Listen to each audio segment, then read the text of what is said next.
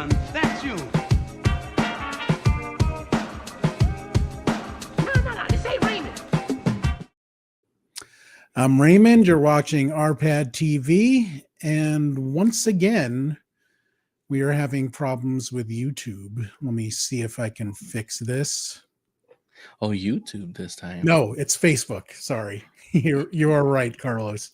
All right, we are back up live on all three platforms again. God damn it, Zuckerberg. Stop sucking. Speaking of which, you are watching RPadTV. I am joined by the excellent Carlos Torres from Revisiting the Mania. And today, we're going to talk about Now You See Me, Now You Don't, the third installment of the excellent Now You See Me franchise. Carlos, how are things going in general? So far, so good. I can't believe we're almost a week away from Thanksgiving here in America. Yes. So that's surprising to me. But other than that, I'm still here. I'm still healthy. And everyone else I care about is fine as well. Fantastic. How's the weather out there? You getting a lot of snow yet in Chicago? Hopefully not. No, we just had that one day, and then everything else started melting afterwards. So hopefully it stays clear for a while longer before it becomes an icy tundra. But let us kick things off with our customary blue sky reviews of Now You See Me 3. Carlos, why don't you kick this one off for us? Now You See Me, Now You Don't was fun and entertaining. The new Horsemen held their own. Ariana Greenblatt's stock continues to rise. Yes. If you want a movie to veg out to, this is it. Yeah, I mean, that's very similar to how I feel about these movies. I mean, to me, they're just endlessly rewatchable. I know they're not great movies, but they're fun. They're stylish. The cast is loaded.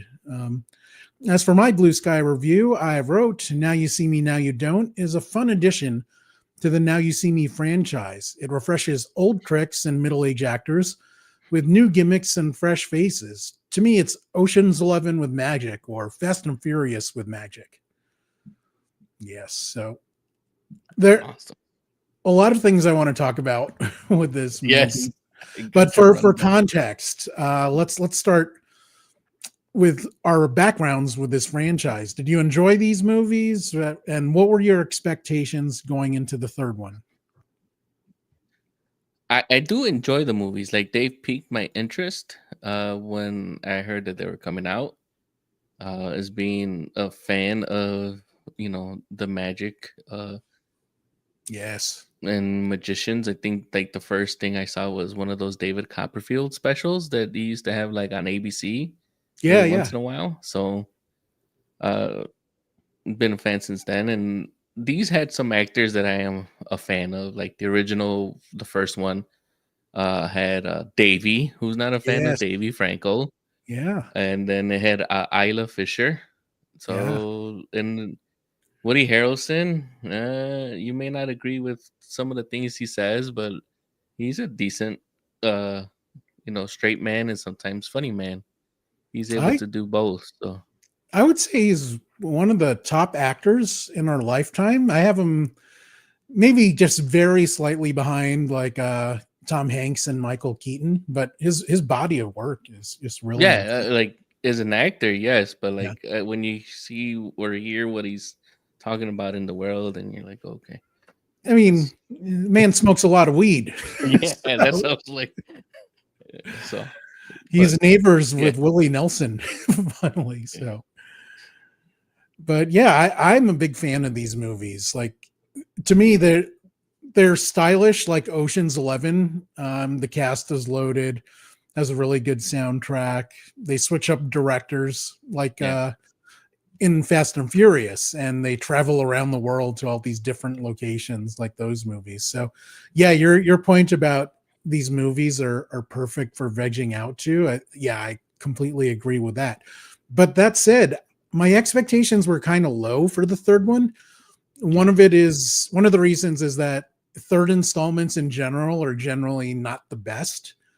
And I didn't read any reviews going in, but I did see some of the headlines saying people don't like this movie. And if you look at Rotten Tomatoes, there is a big difference between the fan reaction and the critics' reaction. So fans seem to be enjoying this one, and critics seem to be giving it mediocre reviews. But I really enjoyed it. I mean, what were your expectations going in? The same thing as you. Like, I wasn't really like excited to see the first two.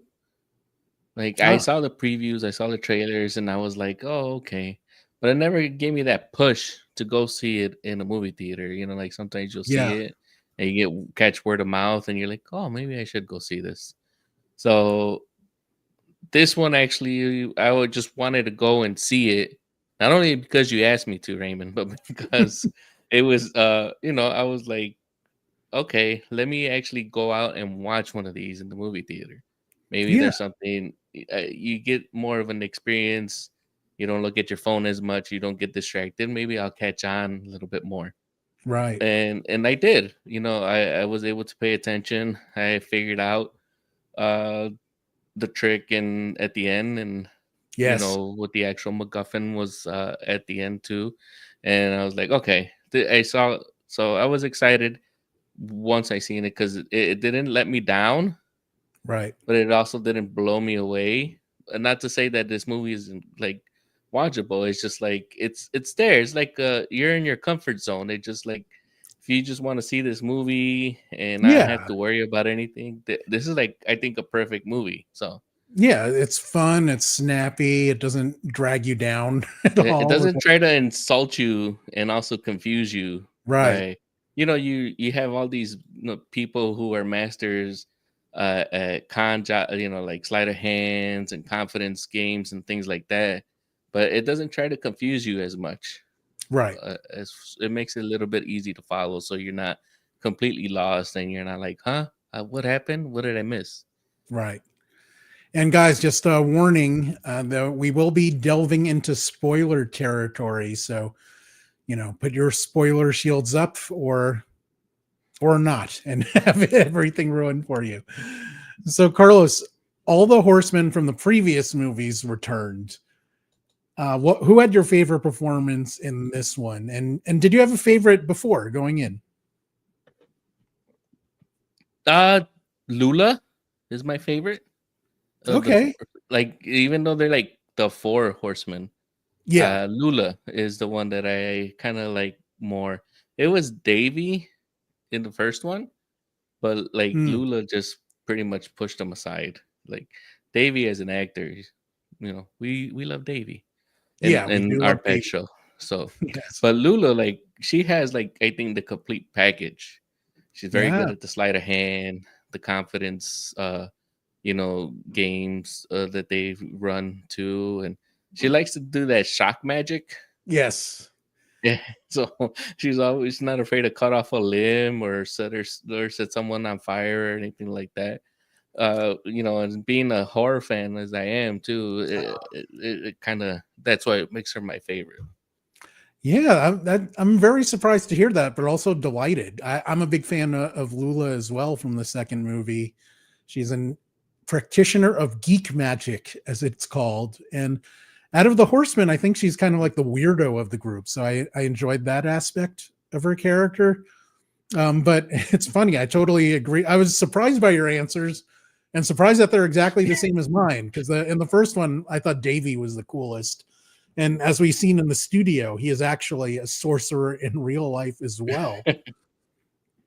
Um, Yeah, I mean, yeah. Go no, ahead. go, you go first. No, it's a no for later. I'm jumping ahead. I'm trying to keep myself on track and trying not to get into a tangent for Yeah. something we're gonna talk about in the future. So that's why I'm Yeah. like, no, go. So, I mean, out of the horsemen that were returning, were there any you wanted to see more of that didn't get as much screen time as you like? I mean, I'm a big Woody Harrelson fan in Yeah. general, but he did do double duty, and Now You See Me Too, playing both Merritt McKinney and Chase McKinney, his evil twin Hmm. brother. So of course I knew there would be less of him in this movie. But I wanted to see more of Lula. I understand why she was written in the way she was, and it made her appearance all the more enjoyable. But I like Lizzie Kaplan a lot, so I wanted more Lula, and hopefully we get more of her in Now You See Me 4. Right. You took some of my answers, but also Jack. We get Jack, but it's not like we needed Yeah, to get more of him. Like you have mainly Atlas running everything. And I still don't know when Atlas was appointed the leader. We know he's the yeah, arrogant one and the more like brash one. But I don't think they've ever decided that he was the leader yeah. of the Horsemen. No, you're right. I mean, the first movie they didn't really have a leader. Second, it was more of Dylan being the leader. So yeah, yeah, that did seem kind of out of nowhere, but it's also 10 years has elapsed, so I don't know. Yeah. Hey, So yeah. we have Sean in the house. What's up, Sean? He says, I can honestly say I enjoyed all three movies. Yep. And I walked in thinking there were loose ends. Yes, we will talk about those later. Mm-hmm. But this franchise seems to know how to tie up loose ends. But also the tricks that are done, it's enough to shock you and keep you guessing, but you're having fun along the way. Yes, exactly. I think Carlos and I both agree with you 100% there. Yeah, was there anything? Do we want to talk more about Lula, or should we move on to the new characters, or the? I mean, I think just I think we just move on because it's just like I Yeah, think you want to get to the new kids just as much as I do. yeah, for So sure. So I mean, let's look at the whole cast first. So we have the Old Horsemen and the new kids. At this point in the movie, we haven't seen Lula yet.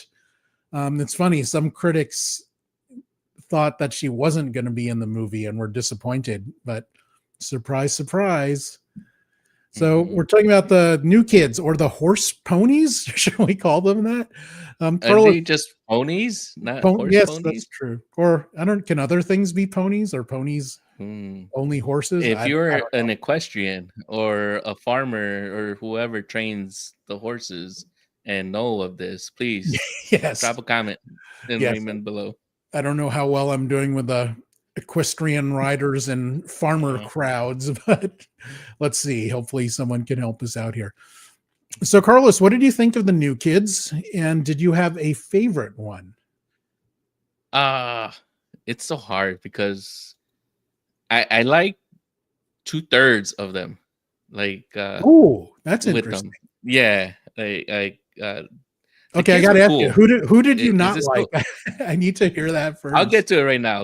I'll Okay. get to it right now. But the kids are cool, right? Is that Yeah. still cool to say? Do kids still say that? Is it cool, or do the kids have Riz? Right? The ponies have Riz. Or what did Merritt say at the end? This is slap. Or Yeah, but yeah, I don't like Bosco, and wow. yeah, and the reason why is because it seems like uh, he's more like Atlas, and I still think that Jesse Eisenberg is still young enough to still be like, if they decide to offshoot like another 2 or 3 more movies, I think Right. Jesse Eisenberg still could still be in that role. Right. Uh Depending on how quickly they turn him around, because this one took 10 years. So Right. if they could do like the first two where they could get a quick turnaround like in 1.5 or 2 years, then you know I can get over the whole Bosco thing. But if we're looking to turn it just around a little bit more, then I can't have two characters kind of the same. Yeah. I mean, it's Jesse's character, Atlas, is like the dick of the group, and Bosco, I guess, is kind of the dick of the young young kids group. Yeah. But I mean, he's supposed to be, so I kind of get it. And until you reminded me, I forgot where I knew the actor from. You mentioned that he was in The Holdovers, which I think is a fantastic movie. But that's the only thing I saw him in. That's the only thing of note. Like when I looked at the IMDb, because I was with you, I was like, this guy's familiar. And Yeah. at first, I was thinking he was in Wednesday, and I was like a random character. And I was like, I seen him in something that's kind of darkly lit, and I couldn't put my finger on it. And then I had to look it up, and it was like, oh, the holdovers. Okay. Yes. Yeah. Oh, so Bosco was your least favorite. Did you have a favorite? Ariana. You know, what can you do? Is it Paige? Is that her name? June. June. There you go. Yes. So yeah. So June, like she does parkour and Yeah. she pickpockets. What can't she do in this movie? You Yeah. know? I mean, she's like the mini Jack. They do a lot of the same things. They're both lockpicks. They both do voice mimicry, although Bosco is the master of that one. Yeah. Because you remember Jack impersonated Dylan in the first movie on the walkies when they were Yeah. invading Manhattan. But yeah, Ariana Greenblatt though, what a delight she is, and what an amazing career she's had at 18. I Yeah. mean, She's only she's been 18. young Gamora, young Ahsoka. She's in the Barbie movie, and these are massive, massive things. And she's Yeah. only 18, and she's getting better. Although I don't think she's getting taller. She's 5'1", and I don't think she Yeah. I maybe think she'll grow they. a little bit more, but probably not. Yeah. But I liked all the kids. I liked that Bosco was kind of the dick of the group. It kind of differentiated them. Um, I liked them all equally until the end when Okay. Justice Smith, when Charlie revealed his South African accent. And then I'm like, oh, this kid rules. Because in my head, I immediately thought, I'm like, he's going to play Trevor Noah in the Trevor Noah movie. So that's the first thing I thought of. Uh, But yeah, he reminded me his English. It's different, but it could be if he wanted to. I could totally see him doing a dead on Trevor Noah impersonation, and yeah. I'm also a big Trevor Noah fan. We got some more Okay. questions here. Johan asks, was Morgan Freeman still there? Yes, he was still there. Yes, he was. And he unfortunately died in this movie. Spoiler alert. Spoiler alert, yes, but the director did confirm that he's dead, and not like Magic Man dead. For some reason, and this is totally stupid of me, I totally forgot that he got into a really bad car accident and his left arm is really limited in movement. So I thought like he had like a trick arm the whole time, and that's how he was going to fake his death somehow. But yeah, that was just dumb of me. I should have like looked that up before I saw the movie. Sean was also surprised that Lizzie was in this movie. Yeah. He was very happy. Yes, as we both were. Sean says, Yeah. I think I like Charlie a lot. And yeah, Basco's kind of a dick, but I Thank think that was his charm. Yes. Yes. Yeah. Charlie's reveal gave him a pretty big advantage. Morgan Freeman can come back as AI. Nah, I don't know. I think Morgan Freeman, in an interview that I read, said he supported his character's death and that it served the film. I mean, the intent was to make the bad guy look like a bad guy and having him dead. But I did have he's putting over the bad guy. Put it in wrestling terms. Yes, Gotta put her over. Yes, gotta make people believe that she's a bad guy. So I kind of. This is a complaint that I kind of had about this movie is that, and it's partially because of Thaddeus's death, Morgan Freeman's death. Actually, we'll save that for later. Yeah, Carlos, we're gonna get to that. And Now You See Me 4. I mean, of the new kids, would you want to see any of them get more of a focus, or do you like the ensemble they're going with? If we're gonna get a focus, I like to get it on Ariana, because we have the breadcrumbs there. Like this was like the switcheroo, because in this movie, and I'm gonna spoil things for you, they get arrested, and for some reason Veronica wanted to leave off with June. And I had remember when Atlas is going down and giving the rundown that you're from money, you've been kicked out of all these boarding schools that they've sent you to. And I'm like, well, Veronica has money, obviously, from all of her dealings and being the heiress to this diamond cave or mines. Maybe that's where they're going with. But and then it threw me off, until like I caught the little thing at the end. I'm like, well, she never got to see him. which we end up knowing that Charlie Justice is the actual brother, her half brother Right. of Veronica. But yeah, that's what I want to see, because there's gonna be something there. She comes from money, and we're doing the whole bringing down capitalism, anti-establishment thing. So we might go there. She has to have some revenge thing there. I did not make that connection. Very sharp. I like it. I like it. Sean is against AI Morgan Freeman. I'm against AI acting in general. characters. Yeah. Sean says the ensemble cast has been one of the biggest selling points of all three movies. I say, don't fix what ain't broke. Yeah, I kind of agree with you, but it's also, you have so many different ways you can go with it. And I do hope it remains an ensemble, but if things keep going the way they are, Ariana might be an even bigger star in 3 years. So maybe they want to give her more of the spotlight.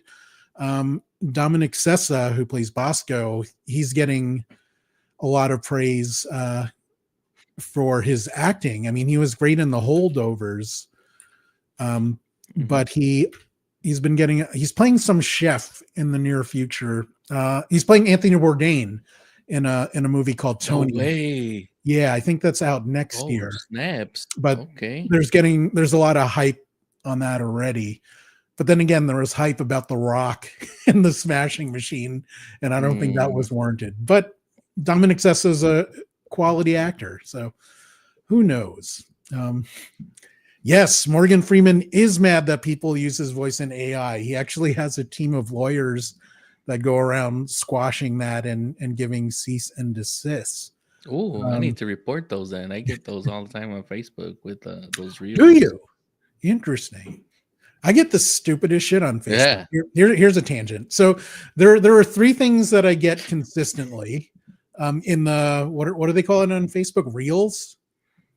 Yes, that's the Reels, vertical reels. So there are three things I get consistently. One, I get videos of Lisa from Blackpink shaking her ass. Totally cool with those. I get a lot of praying mantis versus videos, which I don't understand why. Shit.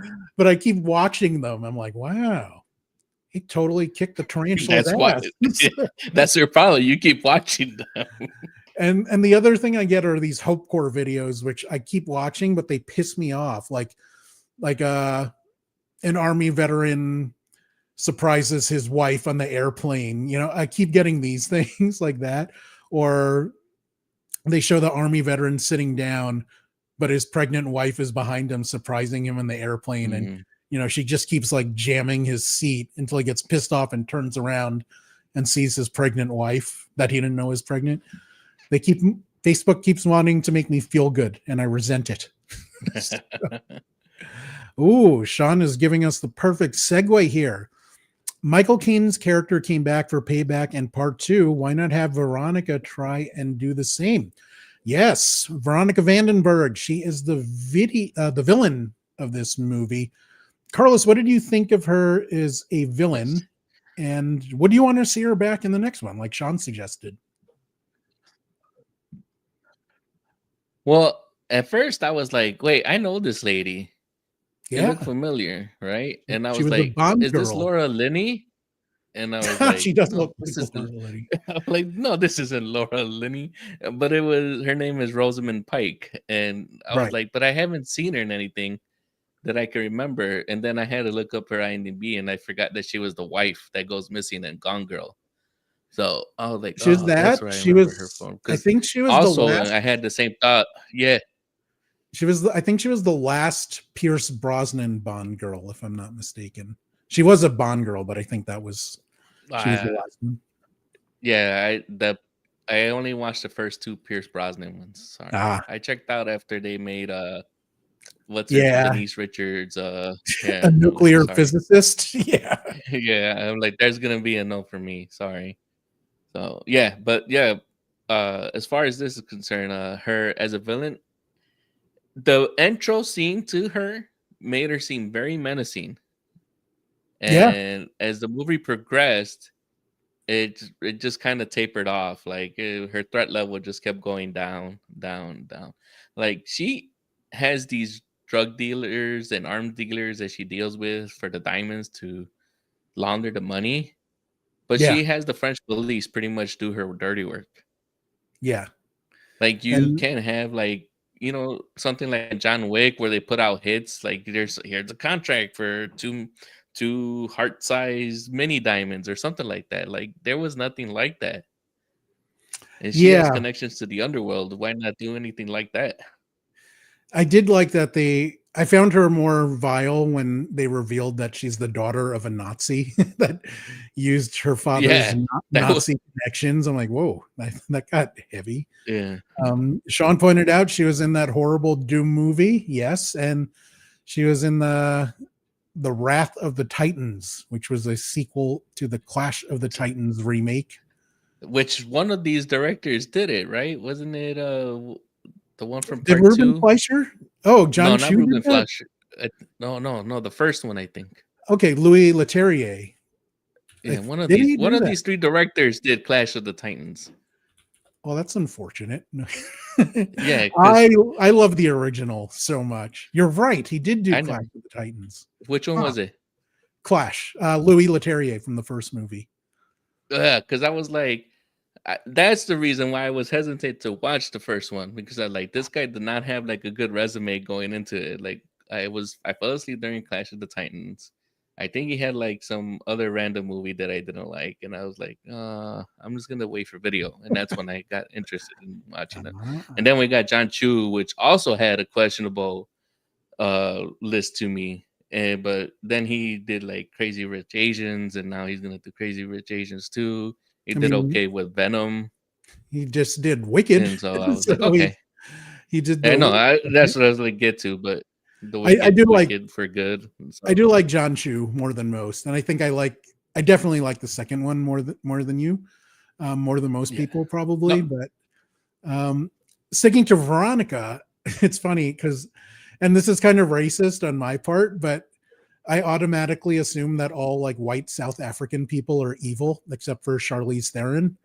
I mean, look at our mm, evidence. We have Elon Musk. He's one of the most vile people in the world. Um, so yeah, white South African. Although her accent was mm. it was kind of all over the place. The I think it actor, was kind of like the Eastern European type of like Dutch or whatever yes, Dutch is they closer. were. It's more Scandinavian, Yeah, which is the okay. Dutch did settle in South Africa, but her accent kind of fluctuated. It kind of reminded me, if you've watched Veep, the character of Mina Hakkinen from Finland, it's very Well, similar. They're English. Rosamund Pike is actually British, so she was doing this accent for the movie. Um, it's kind of hard to follow Michael Caine. The man is a legend. He was the villain in the first movie and the co-villain in the second, mhm. along with his son Harry Potter, who I found him fun. I like Daniel Radcliffe a lot, but a lot of people didn't like him Yeah. in the second Now You See Me. Oh, Transporter 2, an Edward Norton Hulk movie. Yes, you are correct about that as well. Yes. Yeah, I mean, we'll talk about That's the John Chu, directors right? later. Yeah. Yeah. I mean, all three directors are pretty accomplished, but really, really different. We'll discuss that more later for sure. Mhm. Moving on to Thaddeus's death. What do you? I have very strong thoughts on this, but I wanted to hear what you thought. Did you like how it was done, and did you think it had an impact to make Veronica seem more evil? Well, yeah, you needed to do something. Like one of them had to get taken out, whether it was Morgan Freeman, Thaddeus, or one of the five horsemen. He Right. had to have something at stake. Like these guys are, that's what you needed. Like I mentioned to you, like she deals with these arm dealers, drug dealers. You got to have some, balls to be able to hang with people like that, Yeah. or at least seem menacing enough to, if they try to like rob you, you're gonna get robbed all the time if you can't stand up for yourself. So you needed something story wise. So and then he is older. And Right. did it have the impact that it deserved? it got the impact to move the story forward, but I don't think it got the impact that we probably should have seen with the characters that have maybe 10 plus Yes. years with him. Uh, and it's also kind of hard for me to reconcile that they would have anything, because we're watching this. We don't have like that 8.5 year or 10.5 year, whatever timeline that they probably had, like storyline wise. But he was like a villain technically for like 1.5 movies. The So like in the fake, first the one, and then the misdirect captain of the villain. second one. Yeah. Yeah. Yeah, yeah. But so it's like they didn't know that at the time. Right. Only Thaddeus knew that, and Dylan. So I can see where it lost it for me, but It was kind of weird when they meet Thaddeus in the magical French house, when Isla runs up to him and hugs him, because I'm like, wait, you guys know each other? This was never established in the movie, so it didn't happen.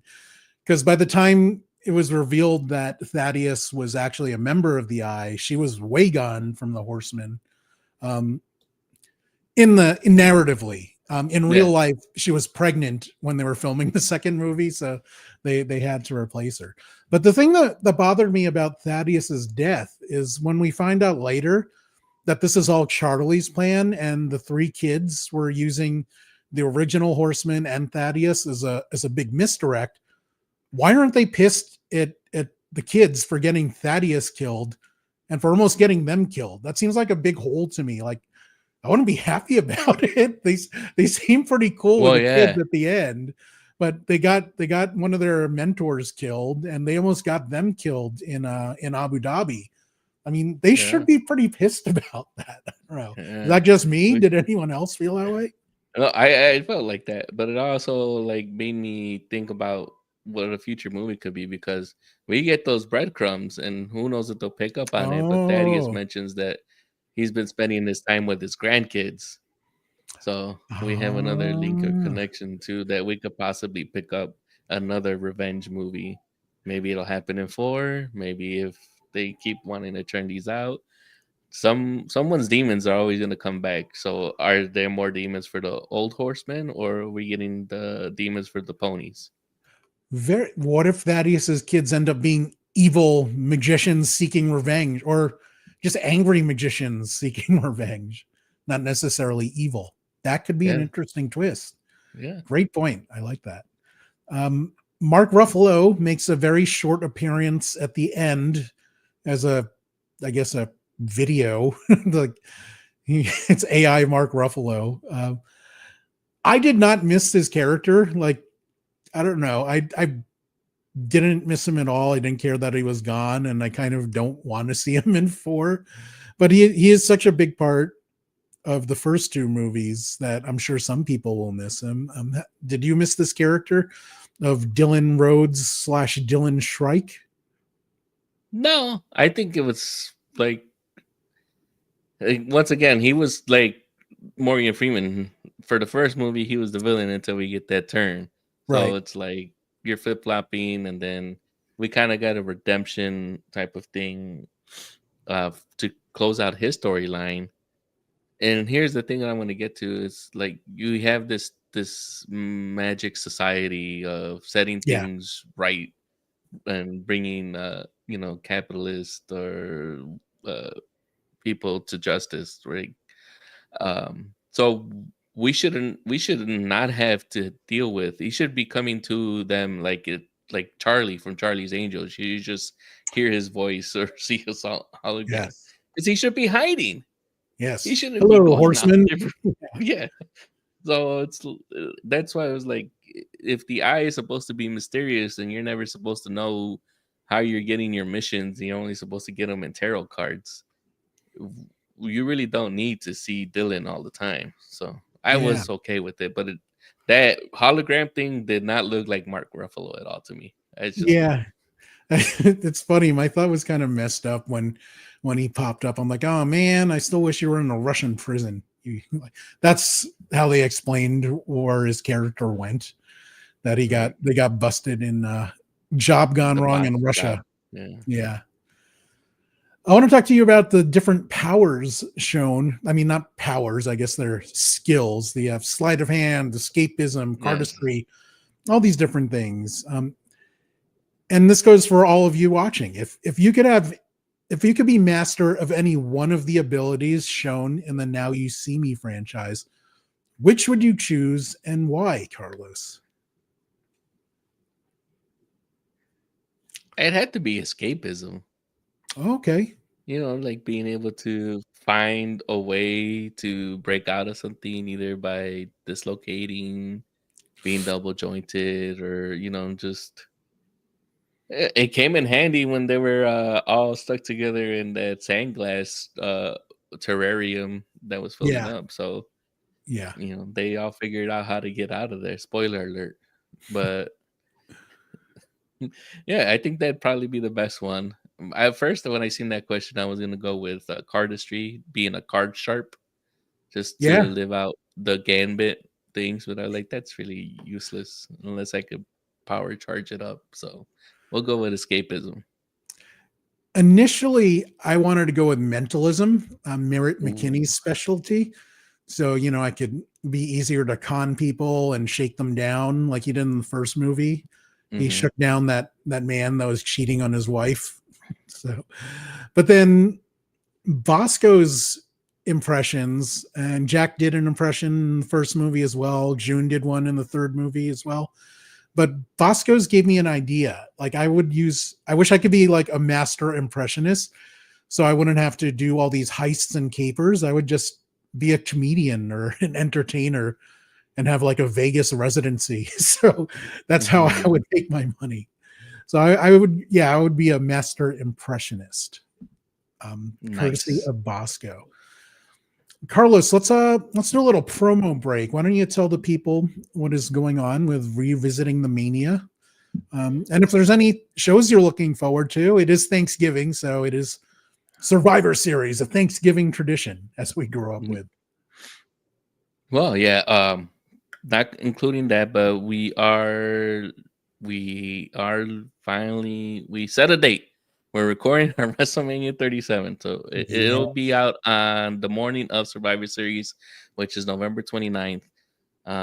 Besides that, I am looking forward to watching the AEW pay-per-view Full Gear that comes out on Saturday. And then we did buy our tickets for the Elimination Chamber that's taking place at the United Center Ah, in February 28th of 2026. So other than that, I just been going through old episodes, creating shorts, uploading them to YouTube. Right now, I'm currently on WrestleMania 5. I'll be uploading another short of WrestleMania 6. The latest one was that we put out there was about the Blue Blazer ah, versus Mr. Perfect, both making their WrestleMania 5 debuts. I feel, and Maria feels also, that that is a very underrated match on that card. The main event card was Randy Macho Man Savage versus Hulk Hogan when the Mega Powers explode. yes. So I I feel like mean, it's worth watching. Perfect and Owen are just two of the best workers ever. Excuse me, So sir. He's the right now in WrestleMania 5. yeah, but I mean, both those guys, But yeah, and I think it was a pretty good one. Yeah. yeah. As for me, it is Black Friday soon. So if you're looking for a Proton VPN subscription, ignore the 64% you see in the screen because right now you can get up to 75% off of a Proton VPN subscription. I believe that is the cheapest price you will see all year. This is a great service that I use personally. I use the paid service myself. You can protect your privacy, protect your data. It's useful for if you're traveling in other countries or if you're using Wi-Fi in an internet cafe, or if you're at home and you want to stream a wrestling pay-per-view that is on ESPN, but you don't have an ESPN subscription, but you do have a Netflix subscription. What you can do is, spoof your location with Proton VPN to say you're in Canada and watch it on Netflix instead. So pick up a Proton VPN subscription if you are so inclined. It'll help out this show. There's a direct link in the Facebook and YouTube descriptions. I always want to say subscriptions or prescriptions. God damn it. And yeah, treat yourself. Buy yourself something nice. Now back to us. So before we talked about the different directors, all three are very accomplished but very different. And you had three kind of tonally different movies. First one was directed by Louis Leterrier, and I think that was probably the most serious out of the three. John Chu kind of took it in that like Fast and Furious direction, where it was kind of cheesy and more popcorny and fun. And I think that kind of established the rest of the what you wanted to do with that. Ruben Fleischer, who a lot of people know from Zombieland, so he's worked with Jesse Eisenberg and Woody Harrelson before, has now taken the helm for the third movie. And if it's greenlit, he is slated to direct the fourth movie as well. Carlos, what did you think? How do you think Ruben Fleischer did, especially compared to Louis Leterrier and John Chu? I feel like with the first one, there was like like moments where it kind of slowed or there were lulls. Yeah, I agree. And like with the second one, it seemed to still move a little bit smoother, but it still had like those lulls. And this one, it didn't seem like it had that to me. Like there was like action, and there was always something for you to watch or keep your eye on. If you're like want to pay attention to details like myself and things like that. Yeah. So I feel like he's got the tone and he has the blueprint. To me, I think at first, like you mentioned, my favorite one out of this series is the second one, mainly because we get the introduction of Lula and she's my favorite. Yeah. But this one is like right up there. Like the first one is okay, but comparing it to these two and especially the third one will outshine the first one. And for me, I think if you're judging this strictly as a movie, I think the first one is the most skillfully done, but it's probably the least fun out of all three.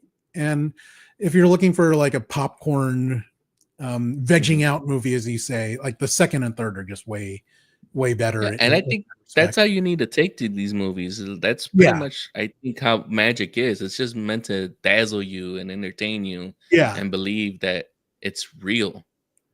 Like, there are certain tricks and everything. The timing has to be right. Certain light has to be, but you just have to have that disbelief, and that's what you need I think, for these movies to be more successful. You need to be able to dazzle and suspend belief, even though that's what we're there for.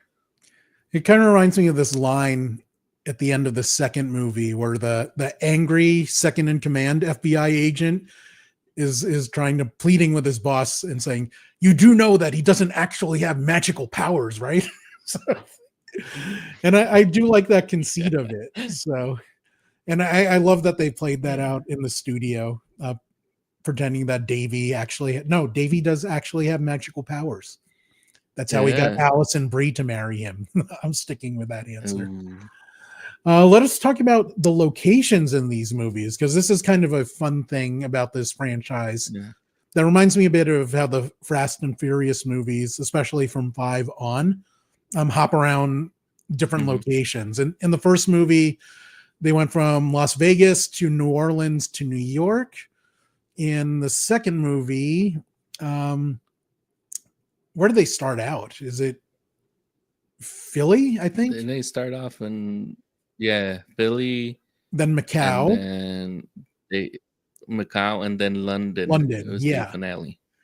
And so this movie started out in Brooklyn, went to Antwerp, went to some unnamed French city, then went to Abu Dhabi. I mean, how did you feel about these locations, and or are they used effectively?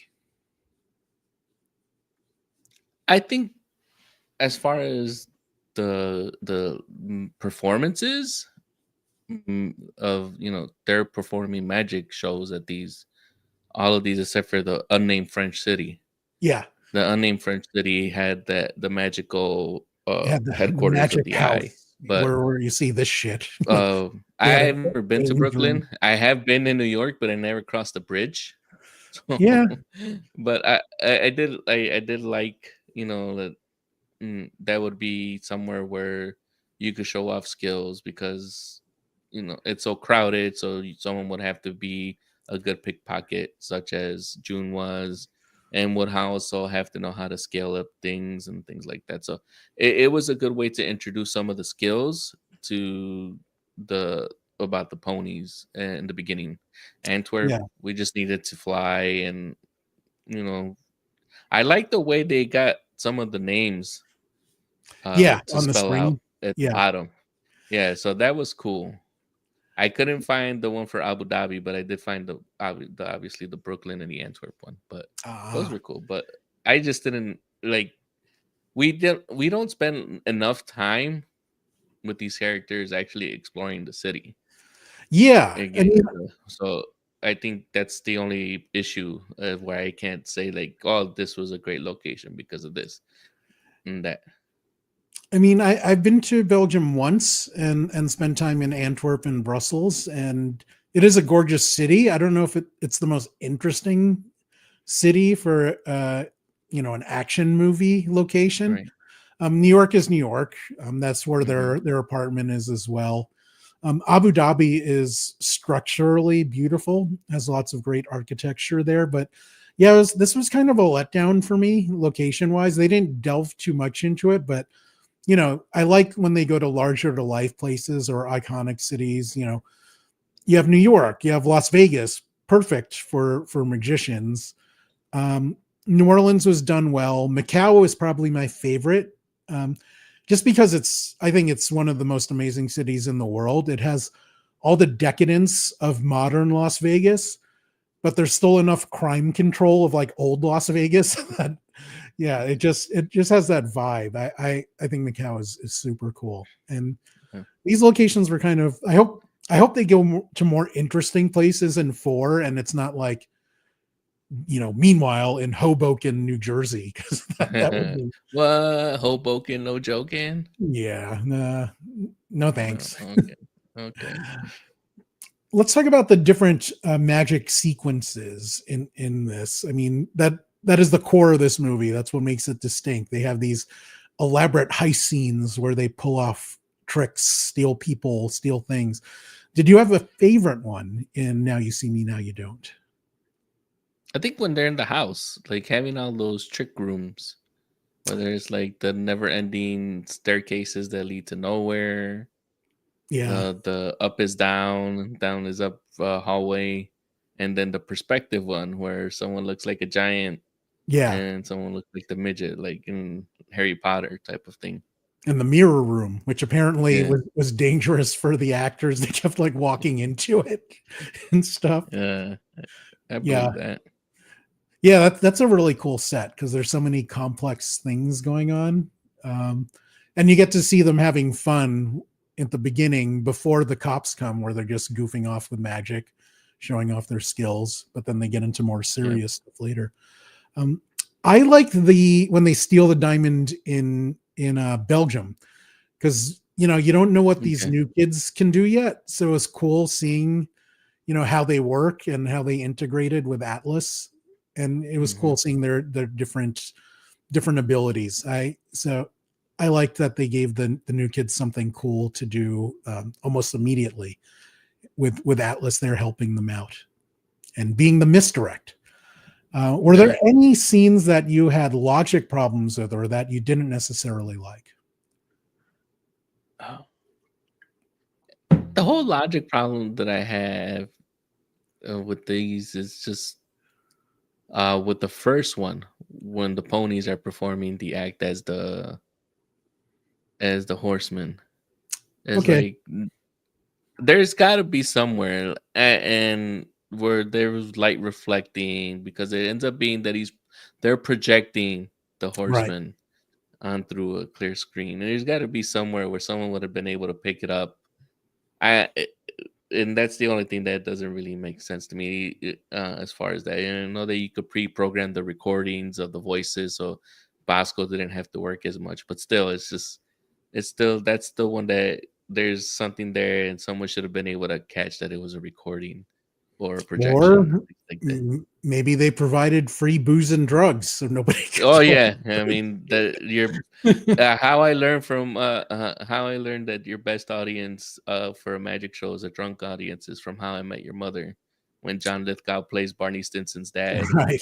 and he's also a magician, and he tells him that the best audience for a magician is a drunk one. I had a few problems with the original Horsemen when they were trapped in the tank in Abu Dhabi. Okay. The first problem I had was when Jack uses Merritt's belt to break a pipe. I'm like, the belt has to break, man. I mean, come on.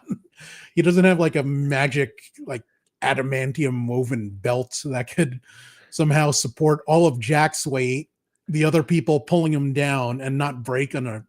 And that looked like presumably a brand new steel- pipe too. It It was did, all yeah. nice, shiny and Yeah. everything, stainless steel, I think. So, and the other part, and this might be my limited knowledge of physics, like when Henley is in the tank using her engagement ring to crack the Oh, yeah. glass, why does she have to go underwater? Like, why doesn't she just stay above water where she can breathe and scratch the glass with her diamond from there? Like, did she really need to go under? I mean, it's more dramatic, but I don't know if it made sense. Does it have to Didn't be she exact crack it same? before the water line got to there? And then once you cracked it, you want to keep going into that one particular spot, because then you have to start all over again. I don't know, but like, why even go down in the first place? Just keep Well, scratching it from now where that she is, so she well, can breathe. also, yeah, but also they have bars at the top. The water is Mhm. gonna overlap and start coming out, so you could just breathe Yeah, through there. Eventually, but like you're not gonna die in there. But yeah, now that you're bringing that to my attention, yes, I agree. That's also one of those. but if someone out there happens to be a master of physics and can explain a reason why Henley had to go underwater to crack the glass at the exact middle for something other than dramatic effects, please let us know. Yeah. Let us close things out with this. We have a fourth film being planned already, directed by Ruben Fleischer as well, but it's pending on the success of this one. But looks like it's doing well enough to have a fourth. What do you want to see in the fourth movie? Do you want to see like a different mix-up? Sean mentioned bringing Veronica back for another go-round. What combinations of characters would you like to see in a fourth movie? And yeah, do you want a new villain or not? I do want a new villain, and I think I already mentioned that it should probably be Ariana Greenblatt's June's parents or Right. whomever. Or Morgan Freeman's grandkids. Or Morgan Freeman's grandkids, right? But who I would like added, because he is known as an actor, a well-known actor, and he was like the head of that secret club that they have for magicians in LA. But Neil Patrick Harris, he's actually a Ooh, practicing magician. So, and he can play a bad guy. He could probably yeah. play a villain too. So it'd be nice to have something like Ruben Fleischer. Call me and Raymond. We'll write Yes. that up for you. We'll help. So yeah. It's funny now that you mention that. In my head, it's the Harold and Kumar version of Neil Patrick Yes, Harris. that's exactly what I was thinking. I think that would be fantastic if he was like this sarcastic, grumpy magician. Yeah. That would be interesting. Yeah, I definitely want to see more of the younger kids, and Lula for the full movie, because Lula's the best. Let's have less Jesse Eisenberg, because I can just watch any of his movies and watch him do the same thing. Nah, I'm just kidding. I do like him, even though he does play the same like miserable character in a lot of movies. More Davey is always good, but for villains, it's funny. It made me think of how Merritt and Chase were the twins in the second one. I kind of want them to have twins in this one, but the idea that I had, and this stems from our review of Gen V, where I said that Hamish Linklater was like a better acting version of Ruffalo. Yeah. What if he's like the missing Shrike son that Dylan didn't know about? And it's not going to happen. But if I think Hamish Linklater, as we've seen in Gen V, he can make an awesome villain with great presence, and I would be scared of him. Yeah, definitely.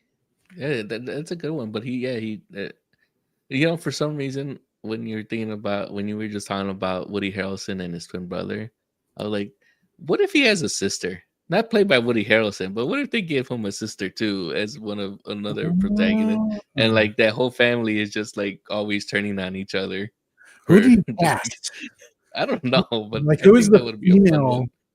If you guys have any ideas for who is the female equivalent of Woody Harrelson that can hold her own in a scene with him, that's an interesting one. Yeah, it just came to me right now. Like you're talking about, like, what if he had a sister? What if Merrick had a sister? Yeah. Or maybe we have another South African woman seeking revenge for Veronica, but this time it's Charlize Theron, an actual South African. I just love her. I think she is one of the best actors ever, because for 2 hours she convinced me she was in love with Seth Rogen, and I don't know that I've seen a more impressive thing in any movie. Oh, The Campaign. No, The Long Shot. The Campaign is a different movie. Oh yeah. The Campaign is the one with Zach Galifianakis and Will Ferrell. Yes. Thank you. The Long Shot. And then there's another movie with Steve Carell and I forgot who the woman. It's in some other political movie, but anyway, yes, that was going to be a wrap for our Now You See Me, Now You Don't review. Please share your thoughts on the movie. Pick up an RPadTV shirt on Amazon. Go to Revisiting the Mania. We are off next week because it is Thanksgiving in America, but we will be back in December, where the boys and I will be talking about our favorite things of the year. Once a week, we're going to talk about, I think we're going to kick off with our best TV shows, week after next best games, and we're going to close things out with our favorite television shows of 2025. Hope you can join us for that. And I'm going to do some magic now. Come on. Yes. See, I'm an illusionist, just like Davey Franco. Thanks for watching RPadTV. Like, subscribe, all that good stuff, and we'll see you next time. Bye, guys.